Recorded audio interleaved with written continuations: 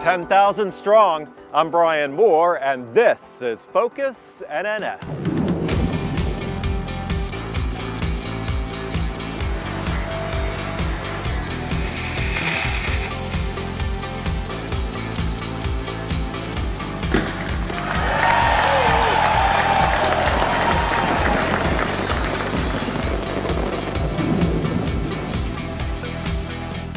We're here at the Newport News Shipbuilding Apprentice School now with more than 10,000 graduates. We'll take you to the graduation ceremony for the class of 2014. Plus, it is fun to have fun, but you have to know how. It's reaching out to the community one book at a time. And from marathons to wellness programs, Newport News shipbuilders are getting fit. Those stories and more are coming up, but first on deck, a proud milestone for the Newport News Shipbuilding Apprentice School.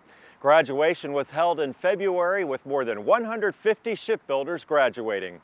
Aaron Pritchett with our Communications Division takes us to the celebration. They say that things get better with age, and that certainly is the case for Newport News Shipbuilding's Apprentice School, as they recently held their commencement ceremony at Liberty Baptist Church in Hampton. 157 graduates proudly accepted their certificates, walked across the stage, and rang the ceremonial bell. But what made this year's event even more special was the recognition of the 10,000th graduate for the school that has helped to produce the most skilled and talented shipbuilders for almost a century. Today we're gathered to celebrate the accomplishments of the class of 2014. John Thomas Helmick. 157 graduates will culminate their apprenticeship as they receive certificates and ring the bell. Those graduates represent 17 trades and 4 optional advanced programs. I understand how your hard work, your perseverance, and your dedication has allowed you to be here to where you are today, sitting before us. So that is a great honor. We're celebrating your accomplishment in graduating from the Apprentice School. We're celebrating the almost 96 years that this school has been producing the very highly skilled craftsmen who have been at the core of the finest shipbuilding company on the planet. And we're celebrating the continuing commitment of Newport News Shipbuilding and Huntington Ingalls to this school and the extraordinary investment in their people, the people who will build these good ships that the Apprentice School represents. Please join us in recognizing Sarah Gilman Ruggles as the 10,000th graduate of the Apprentice School. I mean, it truly is an honor to be the 10,000th apprentice, and you know, it's amazing to see the Shipyard from 1919 to 2014 to get 10,000 graduating apprentices, you know, and every alumni should appreciate this milestone, and they're all a part of this. We're all a part of this wonderful milestone. I'm extremely pleased to recognize this year's Homer L. Ferguson Award be presented to Stuart Mitchell Brower, the top graduate of the class of 2014. Congratulations. This company has earned the trust and respect from our customers for over a century, living up to the motto of always good ships. So let us give HII, NNS, and the Apprentice School a return on their investment in us and uphold this reputation. As I look into this audience, I see future leaders of our company. Leaders who are more diverse than the team you see up here today. That's a good thing.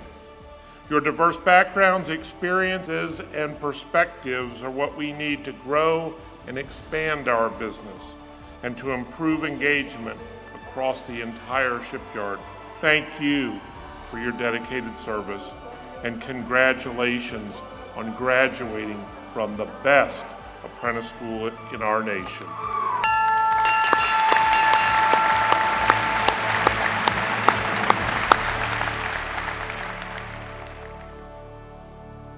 We're extremely proud of the hard work and dedication of all the graduates, and we look forward to the years ahead as they continue to contribute to the legacy of Newport News Shipbuilding.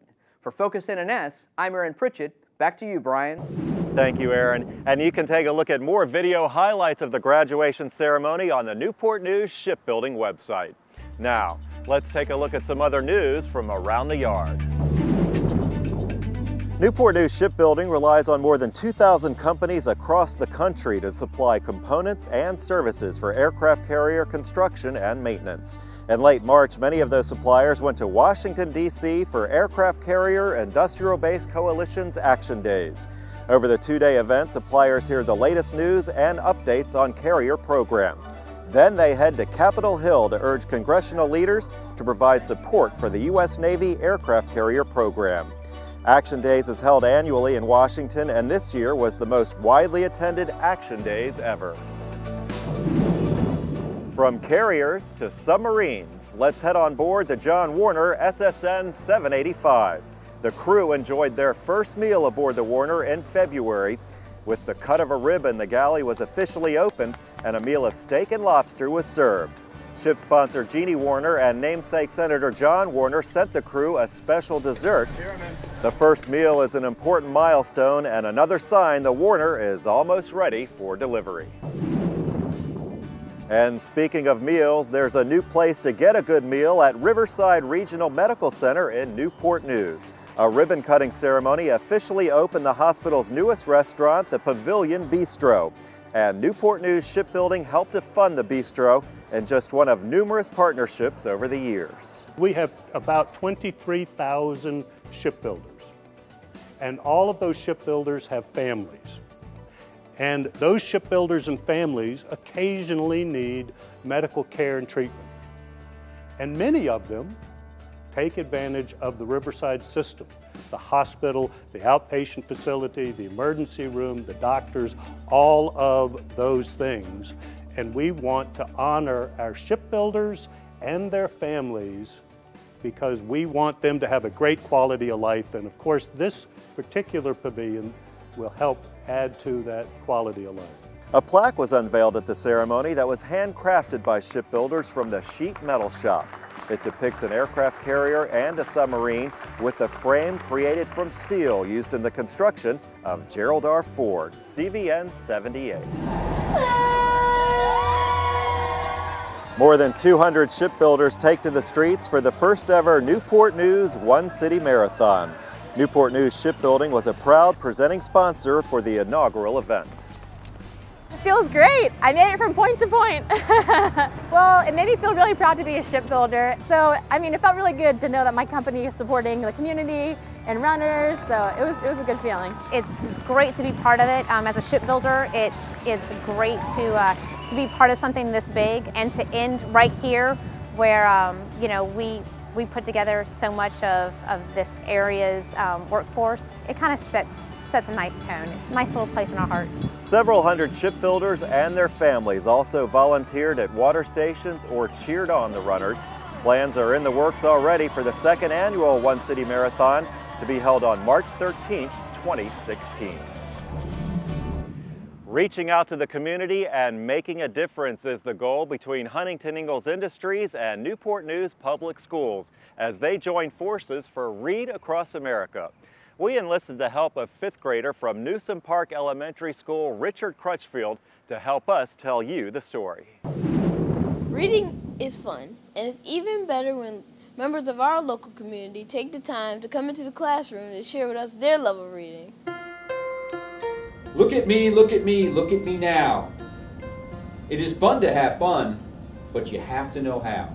For more than 20 years, the Newport News Public School System has been celebrating Read Across America and gladly welcoming members of the professional community into the classroom to engage, interact, and more importantly, sharing their love of reading with kids of all ages. It's really nice for an adult to come in to read because it's not every day you have an adult who builds aircraft carriers and submarines, so they kind of get to see our world. You're on your way and you know what you know. Well, this came about, I was talking to my daughter, Holly Kerstetter, who's a mentor teacher here at Newsom. And she was telling me about Read Across America and the challenge of getting adults to come in and read. So I discussed this with Matt Maharan, who's my boss, president of Newport News Shipbuilding. Matt thought it was a great idea. So I put it out to all the executives in the company and got tremendous response. Oh, I loved it. I had all these fifth graders coming up to me, is your dad here yet? Is he here yet? They all just wanted to see him. They wanted to see that we have a relationship and how much love we have for each other. You're off to great places you're off and away. It is a very rewarding opportunity for them, and kids, like I said, are still having conversation about it, and they've written letters and they still want individuals to come back and visit because it's real life for them. And so a lot of times with kids, it's the generalization piece that they lack, and so making those connections, which is what we talk about, pulling in your prior knowledge and tying in not what you knew previously, but what is that actually going to look like for you, or what can it look like for you? And so to have individuals come in and show, I'm an everyday person, this is what I do, this is my passion for reading. And we had individuals to even come in with books that they read to their kids, and they talked about, oh, this was my kid's favorite book, and they donated those books to the students. And so that was really rewarding for them to see, oh my gosh, you guys actually read to your kids, because we tie that back in, and we're real life when we talk to them, because that's what helps them make those connections with regard to learning. Okay, the game is tied. All we need is 1 point. I mean, it's just a lot of energy, a lot of excitement. And if we can impart the excitement we have to them, and they enjoy reading, and they continue to read, they're going to do better in life and better in the world. So I think it's the beginning of something really good. I guess reading really takes you a long way, because you could be poor, rich, any kind of thing, and reading just really helps your mind think and grow. This was a great event for our school, and we greatly appreciate those that gave their time to read, answer our questions, and motivate us to work hard in everything that we do. For Focus NNS, I'm Richard Crutchfield of Newsom Park Elementary School. Back to you, Brian. All right, Richard, thanks for your help on that story, and great job. Well, building great ships takes a lot of talent and hard work, and it also helps if you're in good shape. That's where our Fit to Fit program comes into play. Our guest correspondent, Stephen Banu, takes a look at this program and how it helps us build the greatest ships in the world. Ship fitters are responsible for all structural phases of hull construction. Their assignments vary from installing a simple foundation for a small mechanical component to setting a 1,000-ton assembly on a ship. In order to perform these tasks and keep ship fitters at the top of their game, the Fit to Fit program was developed. It's not a 9-to-5 kind of job. It's a job that you think about coming and going from work. It's a job you think about at home. It's, you're always thinking about Fit to Fit. The Fit to Fit program has come a long way since its beginning in 2013, but the goal has remained the same. It's all about being healthy, safe, knowledgeable, proficient, and engaged in all aspects of our ship fitting work. You got to always be on your P's and Q's when you walk in the shipyard, because everything around you is dangerous. And if your mind is somewhere else, if you're not feeling well, your mind is not in the game. And that's going to put me at risk, going to put you at risk. So I want to welcome everybody to our 2015 Fit to Fit fitter training. Each year, fitters are chosen to teach the Fit to Fit training throughout the entire shipyard, discussing the previous year's performance and what we need to do to be successful in the upcoming year. All right, you want to recognize hazards. Begin every day by looking for hazardous conditions. Be on guard throughout the day for changing conditions. Always read your posted warning signs and inspect all your tools before you use them. Also inspect your PPE and other equipment too. It's important to get everybody together so everybody's on the same page, let everybody know that we need to look out for each other and make sure that everybody goes home safely at the end of the day. Smith, what's up, buddy? Fit to Fit Day is held on the 11th of every month. Fitters are encouraged to wear their t-shirts they receive as participants, which help promote the program and show unity in the department.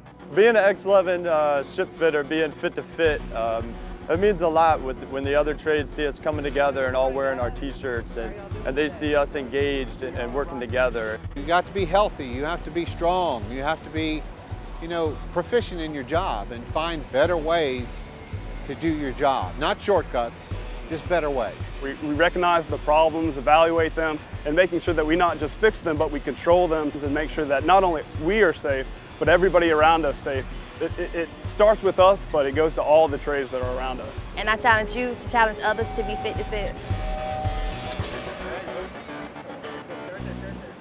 Fit to Fit Day was conceived by the Fit to Fit Craftsman Council, another example of shipbuilders coming together for health, safety, and building great ships.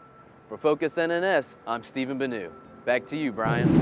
All right, Stephen, thank you for that. And keep watching Focus NNS, where you'll see more stories about how Newport News Shipbuilding is working for a safer and healthier shipyard for everyone. Well, that's going to do it for this edition of Focus NNS. Make sure you check out all the latest news in our weekly publication Currents and in the latest edition of Yard Lines. And if you have a story idea for Focus NNS or want to be a guest correspondent, email us at focusnns@hii-nns.com. Thanks so much for watching. I'm Bryan Moore.